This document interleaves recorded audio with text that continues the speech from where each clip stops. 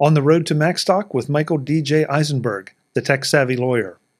This is MacVoices.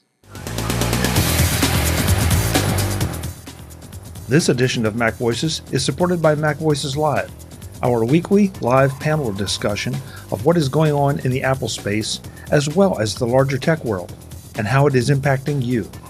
Join us live at 8 p.m. Eastern, 5 p.m. Pacific, or whatever time that is wherever you are, at youtube.com/MacVoicesTV, and participate in the chat, or catch the edited and segmented versions of the show on the regular MacVoices channels and feeds. Welcome to MacVoices. This is the talk of the Apple community, and I'm Chuck Joyner. Folks, we're on the road to Macstock, talking to the presenters who are going to be there, talking to anybody that's associated with Macstock, so that you know who they are when you get there. From the presenter standpoint, you have an idea of what they're going to be talking about and why you want to pay attention. This time, we get to talk to another first-time presenter at Macstock, Michael D.J. Eisenberg. Michael, welcome to MacVoices. Welcome to the road to Macstock. Chuck, thanks for having me. I really appreciate being here. I'm very excited to be showing up next month for Macstock. I like the way you said showing up. Yeah, that's what we'll be doing. I say that just because, I'm traveling from Washington, D.C. to Chicago, and Lord knows sometimes the planes can be a little bit difficult right now. Yeah, I know that's a good reason to try to book early and get to the airport early and hope you get there. And most importantly, I think most importantly is that we download the appropriate travel apps on our iPhones and iPads so that we know what's going on. And if there are, heavens forbid, delays, we know when and where and basically what to do to accommodate ourselves, quite frankly, faster than I think that the apps do. Yeah, agreed. So, well, first of all, let's start out by finding out a little bit about you for the folks who may not know who you are and what you do. Well, I'm Michael D.J. Eisenberg. I'm an attorney here in Washington, D.C. During my day job, I represent veterans before the VA, military members going through what's called medical examination, physical examination boards, and also helping military members and veterans with military records corrections issues. Now, 50 years ago, I started playing with computers. My first was a Tandy Coco color computer that I learned basic programming on. And then from there, I came across my first Mac.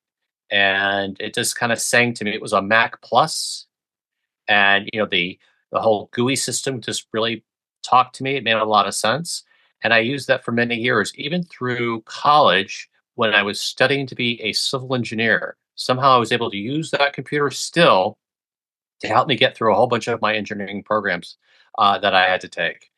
When I went to law school, they didn't really use Macs back then. It wasn't as universal as it is today. So I had to give up the Mac, and I ended up buying a Microsoft Windows machine. And I went through many of them because they just don't have the same lifespan as a Mac does. And long story short, when I started my practice about 18 years ago, I was a few months into it. I was using my old Windows machine, and the darn thing broke. But then it dawned on me, hey, I'm the boss. I can buy whatever computer I want. And you know what I did? I bought a Mac. And I've had several Macs over the years, not because they broke, but because I like to have usually the fastest, most up to date computer, because I tend to test my computers quite strenuously because there's a lot of things I like to do on it, not just work, but also play. For instance, things like the blog and the podcast, amongst other little projects I like to tinker with. So I've been a practicing attorney for, well, over 2 decades. And over the years, I had found myself helping other lawyers with tech issues. I think one of my most popular tip back in the day, and I mean back in the day, is I'd walk into a lawyer's office. I'm like, hey, how come you're only using one monitor? And they're like, what do you mean? I'm like, we can easily add a second monitor to that Windows machine. Really? Oh, absolutely. And this is how you do it. And like I hear back from them, sometimes months, sometimes years later, they're like, oh my God, that was the best thing I've ever done. But also along the way, I provided other software tips, hardware tips. And my wife was getting a little bit annoyed Annoyed because I was spending so much time doing this and not getting paid. And mind you, I'm not necessarily really getting paid today, but it did prompt me to figure out maybe this is something I could build into and perhaps shift a little bit of the law practice and move into something different. So I went to my first American Bar Association tech show back, I think in 2019. It was the February just before COVID hit. And I kind of got a feel for things there. And I realized that I could start a blog. And I did. And then several months after that, I realized, well, podcasting may be the way to go. So I developed a podcast, The Tech Savvy Lawyer, and I won an award for it several years ago. And I've been able to talk to a lot of interesting people, lawyers, judges, and others in the legal profession about how they use technology to enhance their practice. And it's been a very interesting learning journey. And also, I've had the great opportunity to share my knowledge with others. I think that with my presentation this summer about how to use artificial intelligence to help you write scripts is perfect for those who don't know how to program and kind of take it one step further with the Apple computer programs and software they use on a regular basis. For instance, uh, simple programming when it comes to creating Hazel rules. Everyone loves their Hazel software, which helps automatically file your documents to different locations that are preset. But there are actually even more complicated rules you can create that, quite frankly, I don't know how to program in Hazel, but I do know how to ask AI, how do I create a script that allows me to do this? And then, of course, there's also the multiple Apple scripts that I'm sure many listeners do themselves. But quite frankly, let's get rid of some of the heavy lifting to make it easier for us. And so I hope to be able to share that during our presentation one next month in Chicago. One So, of my God, so I'm glad you clarified because that was going to be one of my questions when I saw your session description. Scripts. Well, there are movie scripts, there are TV scripts, there are all kinds of scripts. So there are podcast scripts. So the fact that you're talking about, for lack of a better phrase, programming scripts or automation scripts. correct. That, And that yeah, this isn't movie scripts. Now, mind you, AI can create movie scripts, and also AI can create books. I know a couple of podcasters who have created their own books simply by using AI. And it's all about the input. And so I hope to talk about the input, but when it comes to creating Apple scripts, Hazel scripts, and other scripts that might do the automation for you. so It's good. so are you going to be focusing on on Hazel and AppleScript, or are you I'm thinking shortcuts or what? shortcuts, everything from like TextExpander to perhaps some Microsoft Word generations. Because remember, the Microsoft Word has its own macros that you can create and build. So it's going to be a little bit of everything. You're not going to be a master of it, but you're going to be able to get started. And perhaps we'll talk about some detailed, more in depth uh, things you can or could do if you so desire. I, And there'll I be a like lot of good. Sorry, we have a little delay, I think.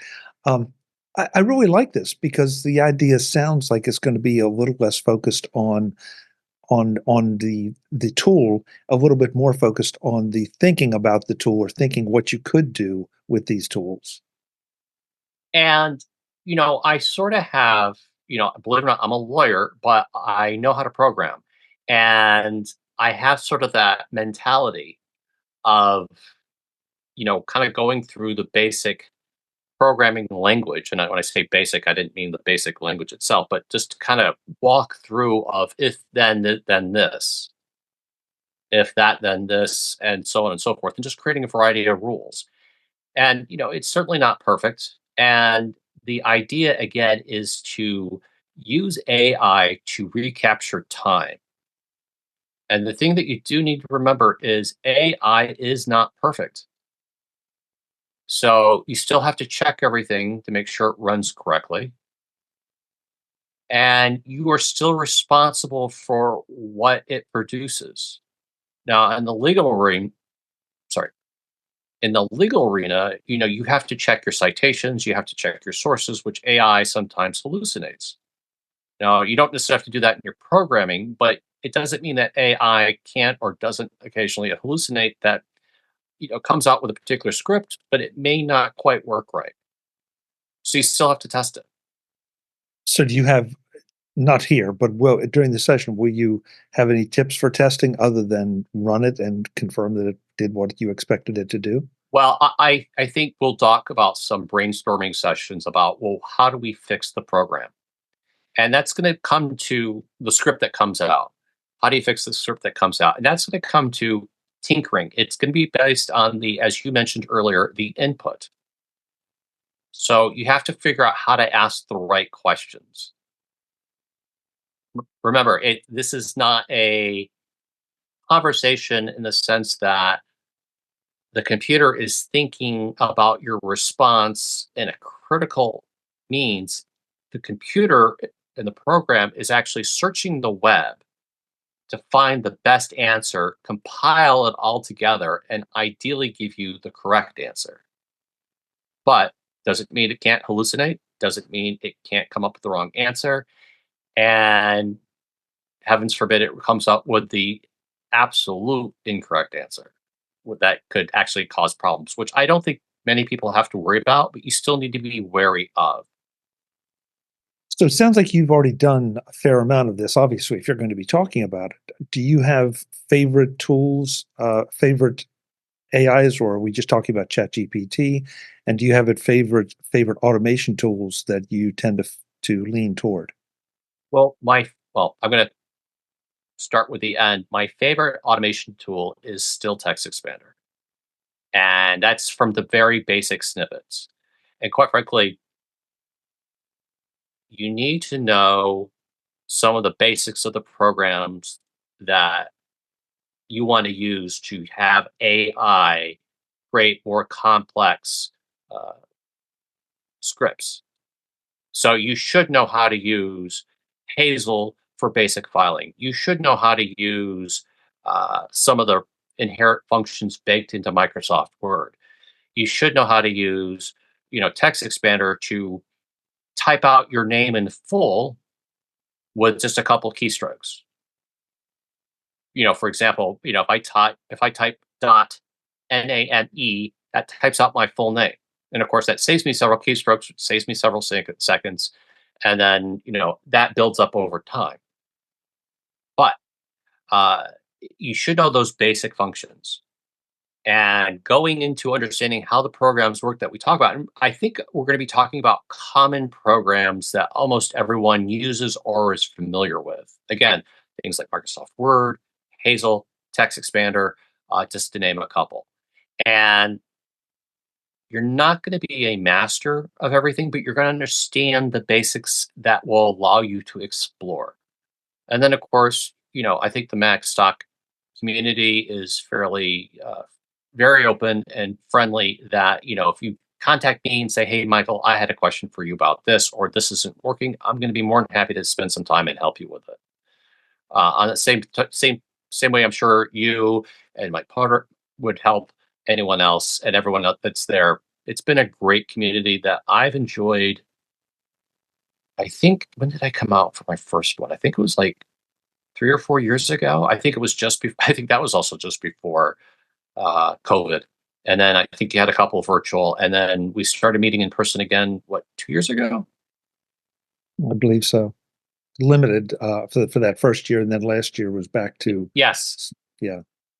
And I've enjoyed myself at all of them. You are going, if you've never come to Macstock, don't be afraid. Everyone is incredibly friendly. They're very generous with their time, and I've always had a good time. And I think you will too. Thank you for saying that, because it's something that we always talk about in these interviews, is just how welcoming, how even if you're a first time attendee and you know no one, 2 minutes after you walk in the door, you automatically have friends, because you automatically have so much in common with everyone there. And it's still my favorite weekend of the year from an Apple perspective, just because I get to spend it with friends, both old and friends I haven't met yet, but they will be friends by the end of the weekend. And the nice thing, it's a diverse group.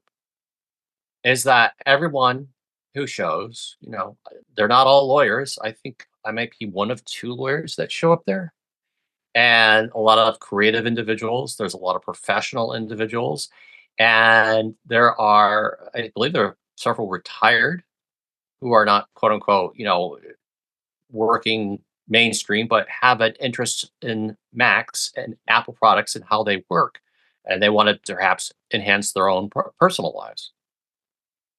So, and also the age, I think ranges. It's not just a whole bunch of older or younger people or middle-aged people. I think it runs the gambit. So you're going to have a good time. It's going to be a little daunting at first, having been one of the newbies myself way back when, or not that way back when. And I would encourage anyone who has an interest in improving their abilities and learning how Macs can be used in other fields. They should show. They should come and enjoy themselves. And is the barbecue still on for Friday? I don't believe this time. We instead, Oh, Mike is going to do.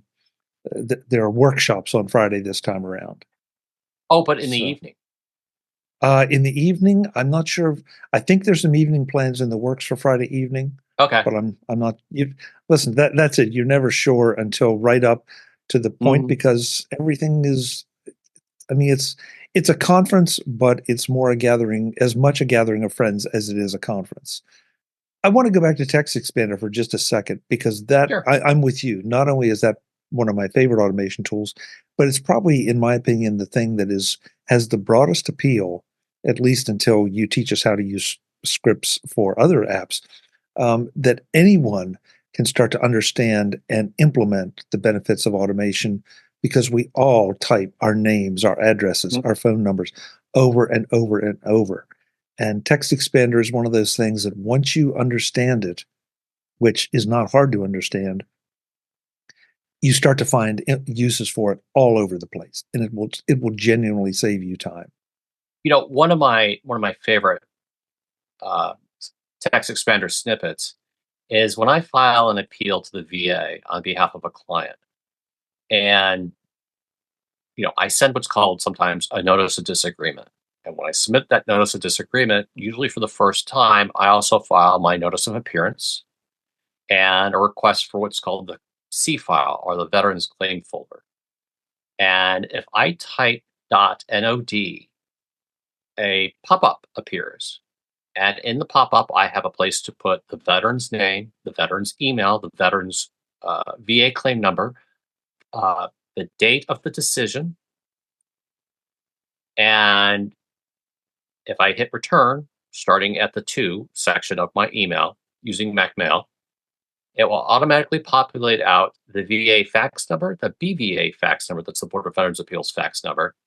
Then it will return to the CC, pop out the veteran's email, do do two more returns. Of course, that will put the veteran's name into the subject line. And then from the top, it will then populate out notice of appeal, notice of disagreement, request for C file for veteran's name in the next line, based on the decision, whatever date I put in. And then it will sort of populate out a complete paragraph of, what the service notice. I'm also been named as the rep. Here's attached the various forms that we need to use. And please send us an updated C file. And that fax, it's an email fax, is sent out instantaneously. And I don't have to worry about reformatting it every time. And that saves a lot of time. And I also know that every time I'll have the correct information in there because it's been, set up that way. And that the risk of just piling onto it, not only it's all the other boilerplate, when it's absolutely correct. Yes. There Yes. are no opportunities for you to make a mistake. You have to obviously key in the Mhm. specific information correctly, but the rest of it. And so that to me is something I use constantly, because that even if I know how to spell something, sometimes you mistype it or Oh yeah. your finger slips, and then you go back a week later and think, how did that get in there? Well, this way it never does. Actually, you know what my favorites is what when I type briefs and memos and stuff. Sometimes I refer to the law. You know, 42 USC section 1200. Well, do you know where the section symbol is or the paragraph symbol is? In your fonts, which is just a pain in the butt to find. If I type dot section, I get the section symbol. If I type dot paragraph, I get the paragraph symbol, which just saves me so much time. And TextExpander will provide you a report that will tell you how many hours you're saving using it. And I usually save several hours, and that is time that is easily recaptured and used elsewhere, and sometimes even for some extra sleep. What a concept. What a concept. I know. So, folks, we want you to join us at Macstock Conference and Expo in Crystal Lake, Illinois in July. We can help you get there just a little bit less expensively because Mike Potter has given us codes that will get you $30 off of your Macstock entry, whether it's to the 2-day part of the conference or to the 3-day, which includes the workshops. Michael, what is your code that Mike Potter gave you? Well, I'm not only going to provide a code, I'm going to provide a little something extra. First of Great. all, the code is Tech Savvy Lawyer. If you see me at Macstock Conference this summer and you say hello and you tell me, Michael, I listen to your podcast, The Tech Savvy Lawyer, give me your address. I will send you a free Tech Savvy Lawyer mug, Wow. which actually I'm going to show here, everyone. And as Chuck has been such a great host for having me on, I'm going to send you, Chuck, a Tech Savvy Lawyer mug as a thank you for having me on. Well, thank you very much. It's not necessary, but I greatly appreciate it. And now but unfortunately, see, Michael, you've set yourself up to be assassinated by the rest of the speakers because nobody else is going to be able to match that. So, I've been doing this from the beginning. One of my hobbies is drinking homemade lattes because it's because I get to use a better bean than say some of the more national brands, and also it's less calories based on the way I make it. okay. Okay, so see, this is why I love having people on the road to Macstock, because now not only are you an attorney, not only are you a blogger and a podcaster, you're also a coffee connoisseur. Yes, and if anyone ever wants to get what I deem to be the best coffee, and I'm not getting paid for saying this, go to Staufs, Staufs.com. The last apartment I lived in when I was in Columbus, Ohio, I moved to because it was 4.5 blocks away from my favorite coffee shop. And they brew their own beans and they don't flash roast them like other places do. I got nothing. That's that's advice. More advice from an expert. It's not even legal advice. It's coffee advice. Hold on now. I want to be very clear on something. Today and on the blog and on the podcast, I don't offer legal advice. That would be a no-no. Okay. All And right. I will not be offering legal advice during my presentation. But you will be offering coffee advice. Coffee advice is free. And at the Macstock Conference, if you say, Mike, I listened to your podcast, The Tech Savvy Lawyer, I will send you a free TechSavvyLawyer.page mug. Very cool. Very cool. So, folks, Macstock Conference and Expo.com. Use Michael's code, Tech Savvy Lawyer. You can use my code, MacVoices. Doesn't matter. So unfortunately, you can't stack them. So you can only pick one or the other. But definitely go there, please join us because, as Mike said, we're going to have a great time. We always do. We want you there to have it with us. And remember, well, hold on, I got to say this. And remember, whether you pick Chuck's code or my code, one of us, I'm not saying who, but one of us is offering a free coffee mug. See, he's got a good point. See, I told you I can't compete. I can't compete. Michael, it's great to meet you, and it's going to be great to see you at Macstock. I'm now extra looking forward to the presentation now that I know I'm not going to be writing for TV or movies. So we will see you then. I look forward to it, and everyone have a great day, and I look forward to meeting everyone there too. Folks, I'm Chuck Joyner. We'll have more on the road to Macstock, but one more time, Macstock Conference and Expo.com for all the details. We'll see you then. As always, thanks for watching. Visit MacVoices.com for show notes and to connect with Chuck on social media. Get involved in our Facebook group or like our Facebook page, and get more out of your Apple tech with MacVoices Magazine, free on Flipboard and on the web. And if you find value in it all, consider supporting us through either our Patreon campaign at patreon.com/MacVoices or by making a one-time donation via the PayPal link on our front page and in the show notes of each episode. You will join these fine people who help bring you MacVoices.